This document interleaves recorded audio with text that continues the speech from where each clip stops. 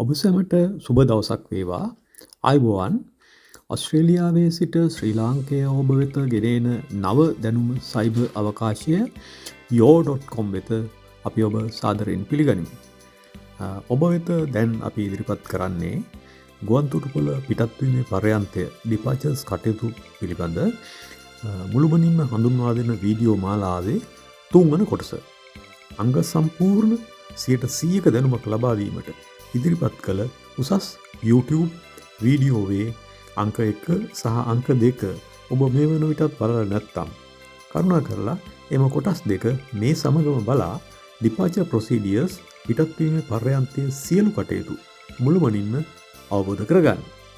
අපි ඔබට වගකීමෙන් සඳහන් කරනවා මෙම වීඩියෝ මාලාව ඔබ හොඳින් කීප වතාවක් බැලුවා නම් කිසිම අපහසුතාවයක් නැතුව සියලුම කටයුතු තනිවම ඔබට ගුවන්තොටුපළේදී කරගන්නට එම දැනුම හොඳටම ප්‍රමාණවත්. අලුතින්ම එයාපෝට් එකට යන කෙනෙකුට වුණත් මෙම වීඩියෝ මාලාව හොඳින් බැලුවා නම් අවබෝධයෙන් ඒක අධ්‍යයනය කළා නම් ඒ ලැබෙන දැනුම වඩා උසස් හැකියාවක් ඔබට ලබා දෙනවා. ඒ ගැන අපිට සහතික වෙන්න පුළුවන්. ඔබගේ පහසුව සඳහා මෙයට පෙර වීඩියෝව එනම් check-in counters පිළිබඳ වීඩියෝව අපි නම් කරලා තිබුණේ check-in without tears නමින් එම වීඩියෝවේ කතා කළ ප්‍රධාන මූලික කරුණු 12 අපි මේ අවස්ථාවේ නැවත මතක් කරන්නම්. අංක 1 ඔබේ පාස්පෝර්ට් එක පරීක්ෂාවට ලක් වෙන අංශ. ඔබේ පාස්පෝර්ට් එකේ මොන කොටස්ද ගුවන්තොටුපළේදී පරීක්ෂාවට ලක් වෙන්නේ කියන එක. ඒ වගේම ඔබේ එයා ටිකට් එක එම එයා ටිකට් එක confirm and okay කියන තත්ත්වයේ තිබෙනවාද? ඒ වගේම valid for this travel මෙම ගුවන් ගමන සඳහා එය වළංගුද? ඒ වගේම ඔබේ bags check luggage එක එහෙම නැත්නම් කිලෝ 30ක් නැත්නම් කිලෝ 25ක් බර ලොකු බෑග් එක hand luggage එක නැත්නම් අතේ ගෙනියන එහෙම නැත්නම් ඔබේ උරහිසේ අපි කියන්නේ backpack කියලා එම ක්‍රමයට ගෙනියන බෑග් එක ඊගාවට ඔබේ laptop බෑග් එක සහ කාන්තාවන් සඳහා අමතරව ladies hand bag එක. ඒ වගේම ඔබ ගමන් කරන රටේදී ඔබට අත්‍යවශ්‍යයෙන්ම රැගෙන යා යුතු පරීක්ෂාවට ලක්වන ලිපි ලේඛන මොනවද? ඒ වගේම ඊටම වැදගත් civil aviation safety regulations. ගුවන් මගියෙකුට ගුවන්තොටුපළක් තුල ගමන් කරන මගියෙකුට ඊටම දැනගත යුතු අත්‍යවශ්‍ය කරුණු රාශියක් civil aviation safety regulations වල අන්තර්ගත වෙනවා. එම කරුණු ඔබට බලපානවා. එම නිසා එම කරුණු ගැන ඔබ අවධානය යොමු කළ යුතුයි. ඒ වගේම ඊටාම වටිනා ඊටාම අත්‍යවශ්‍ය අංගයක් තමයි boarding pass එක. ඒ වගේම flight interlining මෙයත් ඊටාම වැදගත් වෙනවා. ඒ වගේම ඔබ මෙම ගුවන් ගමනට එන අවස්ථාවේදී ඔබ ගුවන්තොටුපළට එන අවස්ථාව වන විට ඔබ මත්පැන් පානය කරලා තිබුණා නම් ඔබේ එම මත්පැන් පානය කිරීමේ සීමාව intoxicated සීමාව පිළිබඳව අපි කතා කරා. ඒ වගේම ගුවන්තොටුපළකදී එයාපෝට් එකකදී දුම්පානය පාලනය කරලා තිබෙන්නේ කොහොමද කියන එක අපි කතා කරා. ඒ වගේම counter opening and counter closing අවස්ථාවන් පිළිබඳව අපි එම වීඩියෝවේදී check-in counters වීඩියෝවේදී අපි කතා කරා. ඒ වගේම online check-in ඔබේ නිවසේදීම කර ගැනීම පිළිබඳව අපි හඳුන්වා දුන්නා. ඒ වගේම baggage tax ඉතාම වැදගත්. එම baggage tax පිළිබඳවත් අපි රූපරාමු සහිතව ලොකු විස්තරයක් සාකච්ඡා කරා. මෙම කරුණු ගැන අංග සම්පූර්ණ අත්‍යවශ්‍ය විස්තරයක් අපි අංක 2 වීඩියෝවේදී නැත්නම් check-in without tears වීඩියෝවේදී අපි සාකච්ඡා කරා. ඒ වගේම අංක 1 වීඩියෝවේදී අපි කතා කරා ඔබගේ ගුවන් ගමනේදී ඔබට බාධා වන එහෙම නැත්නම් ඔබගේ ඉලක්කය ඔබ බලාපොරොත්තු වන ඉදිරි කටයුතු සම්පූර්ණයෙන්ම අඩාල වන්නට හේතු වෙන කරුණු පිළිබඳව ඔබගේ ගුවන් ගමනට බාධා වෙන කටයුතු පිළිබඳව ඔබ යම් අපහසුතාවයකට සමහර වෙලාවට සදාකාලිකව ඔබ යම් අපහසුතාවයකට පත් වෙන්න පුළුවන් කරුණු පිළිබඳව අපි සාකච්ඡා කරා එම අංක 1 වීඩියෝ වෙදී. එම නිසා අපි ඔබට ආරාධනා කරනවා මෙම තුන්වන කොටස සමගම අංක 1 වීඩියෝ සහ අංක 2 වීඩියෝ නරඹලා ඔබගේ ගුවන් තොටුපළෙන් පිටත් වීමේ ඩිපාචර්ස් පිළිබඳ දැනුම අංග සම්පූර්ණ බවට පත් කරගන්න ඔබට සාර්ථක විදේශ ගමනක් සඳහා මෙම දැනුම අත්‍යවශ්‍ය බවට අපි ඔබට සහතික වශයෙන් හඳුන්වා දෙනවා. ඔව් දැන් ඔබගේ චෙකින් ෆේස් එක නැත්නම් චෙකින් අවස්ථාව අංග සම්පූර්ණව නිම කරලා තිබෙනවා නම් චෙකින් ෆේස් එක ඔබ කම්ප්ලීට් කරා නම් මේ වෙන විට ඔබ අතේ බෝඩින් පාස් එක සහ එම බෝඩින් පාස් එකටම අමුණලා බැගේජ් ටැක්ස් ඔබ අතට පත් වෙලා ඇති. ඔබ මතක තබා ගන්න බෝඩින් පාස් එක ඉතාම ප්‍රවේශමෙන් තබා ගන්න ඕනේ. ඒ ඔබගේ ගමනාන්තය දක්වා අනිවාර්යයෙන්ම ඔබ ප්‍රවේශමෙන් තබා ගන්නට අවශ්‍යයි. ඒ වගේම බෝඩින් පාස් එකේ තිබුණු සියලුම සඳහන් වෙලා තිබුණ සියලු කරුණු නැත්නම් important points අපි සාකච්ඡා කළා මීට පෙර චෙකින් වීඩියෝවේදී. නැවත අපි මතක් කරනවා නම් බෝඩින් පාස් එකේ ඔබේ නම සඳහන් වෙලා තිබෙන ආකාරය, ඒ වගේම ඔබගේ ඩිපාචර්ස් ඩේට් එක, පිටත් වීමේ දිනය, ඊගාවට ෆ්ලයිට් ටයිම් එක, ගුවන් යානය කටුනායක ගුවන් තොටුපළෙන් පිටත් වෙන වෙලාව, ඒ වගේම ෆ්ලයිට් එකට ඇතුළු වෙන නැත්නම් බෝඩින් ටයිම් එක, ඊගාවට ඔබ පිටත් වන එයාපෝට් සහ ළඟා වන එයාපෝට් වල නම්, ඊගාවට ෆ්ලයිට් නම්බර් එක, ඒ වගේම ඔබේ සීට් නම්බර් එක, ඔබ ගුවන් යානය තුල වාඩි වෙන සීට් එකේ සීට් අංකය. අපි මේ පිළිබඳව අංක 2 චෙකින් විතවුට් ටියර්ස් වීඩියෝවේදී අපි ඔබට කතා කරා. එම බෝඩින් පාස් එකත් දැන් මේ වන විට ඔබ අතට පත් වෙලා ඇති.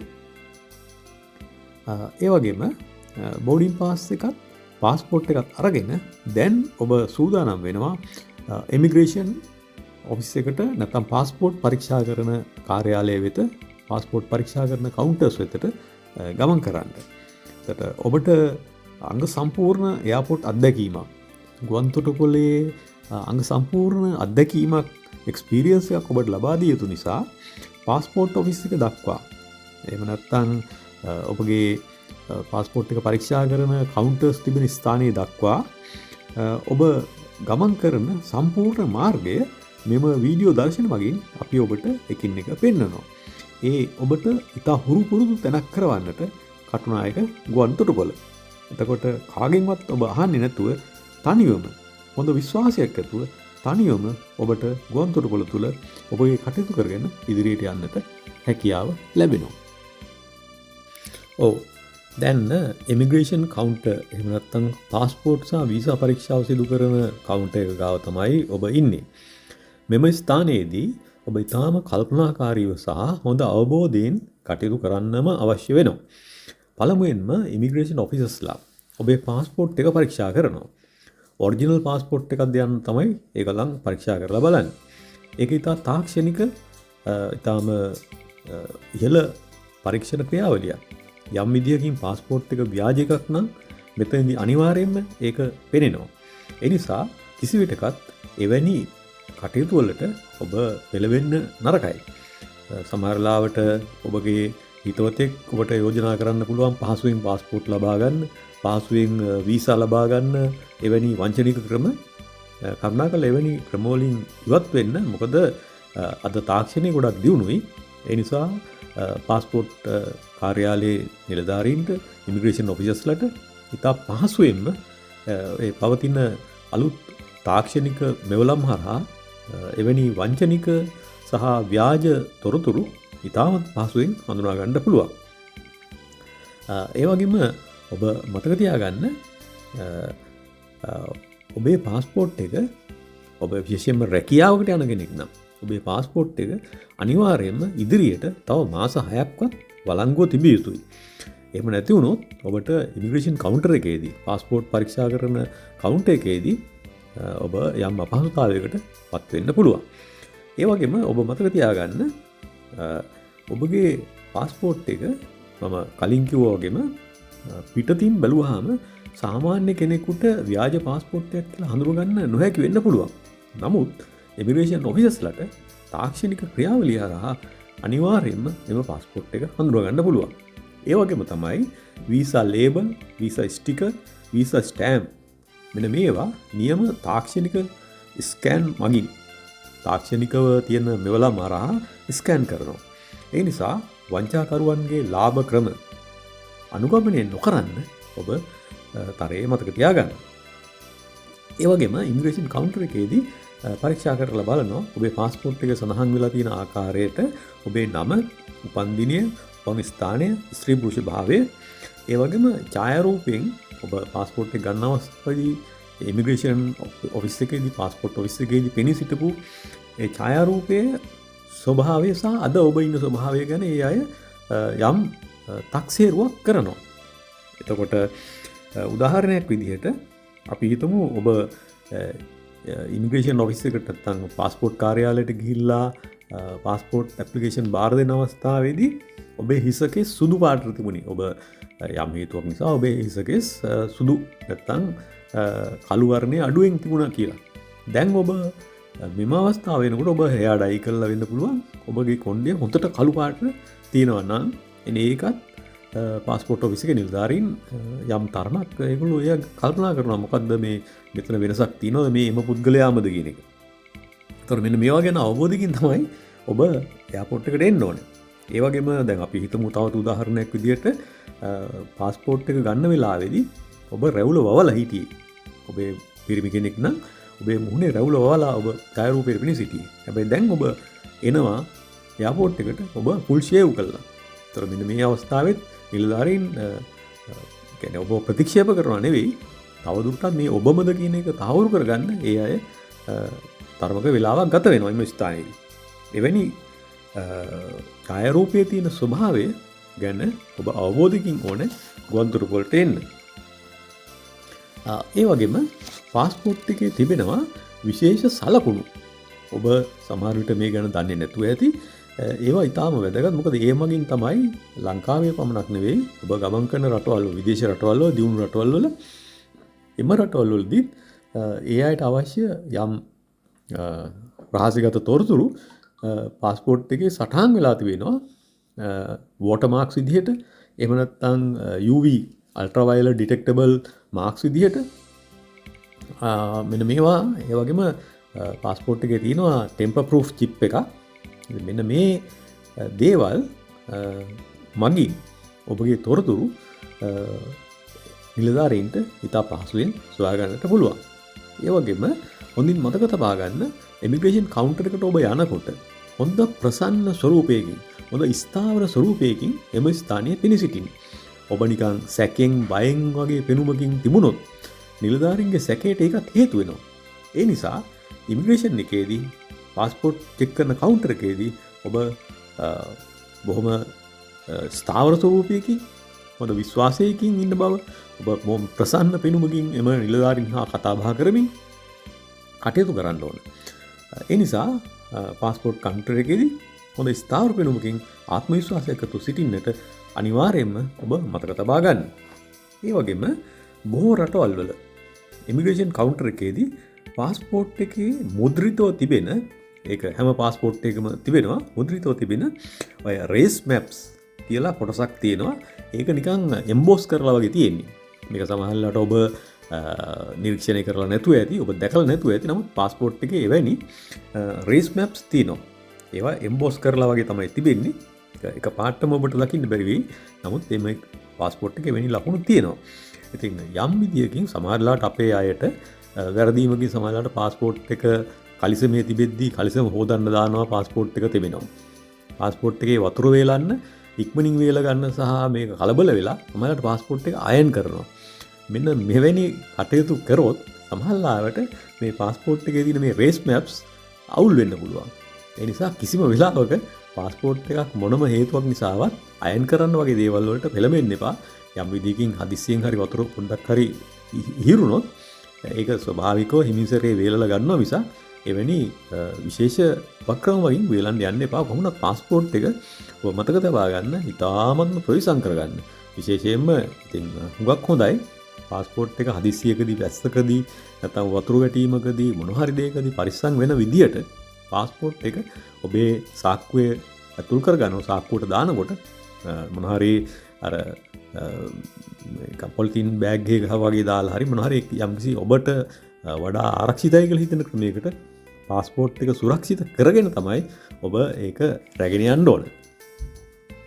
ඒ වගේම අපි ඔබට ගෙන එන මෙම වීඩියෝ මාලාව තුලින් අපි ඔබට සඳහන් කරන්න කැමති සම්පූර්ණයෙන්ම yo.com වීඩියෝ මාලාවේ ඔබට විදේශගත වීම සඳහා අවශ්‍ය සියලු තොරතුරු අන්තර්ගත කරලා තමයි මෙම වීඩියෝ මාලාව අපි සකස් කරලා තියෙන්නේ. කටුනායක ගුවන්තොටුපළේදී විශේෂයෙන්ම අපේ ලංකාවේ අපේ සහෝදර ජනතාව මුණ දෙන ගැටලු නැත්නම් ඒගොල්ලන්ගේ නොදන්නාකම නිසා මුණ දෙන අවස්ථාවන් පිළිබඳ අවබෝධයක් කරගෙන ඒවට අවශ්‍ය විසඳුම් සහ ගුවන්තොටුපළේ කටයුතු වලදී බොහෝ දෙනෙක් නොදන්නා විශේෂ කරුණු අන්තර්ගත කරලා තමයි මෙම වීඩියෝව අපි සකස් කරන්නේ.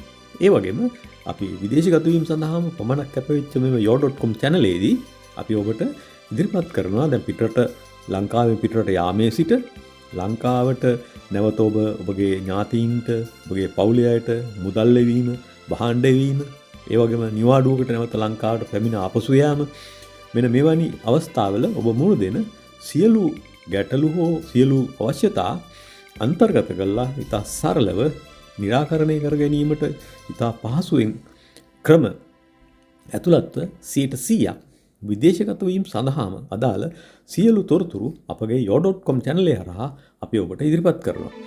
මෙම yo.com channel එකේ ඔබට ඉදිරිපත් කරන විදේශගත වීමට අදාළ සියලු වීඩියෝ ඔබට ඉතාමත් ප්‍රයෝජනවත් වෙන සහ අද දිනය දක්වා ඔබට ඉදිරිපත් කරන මොහොත දක්වා නියම තත්වයෙන් නැත්නම් අපි කියනවා අප්ඩේට් වෙච්ච එම වීඩියෝ ඔබ එකක්වත් මග නොහැර ඔබට ලබා ගැනීම සඳහා මග නොහැරෙන්නට කටයුතු කර ගැනීම සඳහා දැම්මම මෙම මොහොතේම අපගේ yo.com channel එක ඔබ subscribe කරන්න. එවිට උසස් තත්ත්වයේ අපගේ yo.com වීඩියෝ ඔබට ලබා ගන්නට පුළුවන් වෙනවා. ඔබ දැන් ඉමිග්‍රේෂන් කවුන්ටර් කටයුතු ඉතා සාර්ථකව සම්පූර්ණ කරලා ෆ්ලයිට් ගේට්ස් වෙතට යන අවස්ථාව ලැබිලා තිබෙනවා.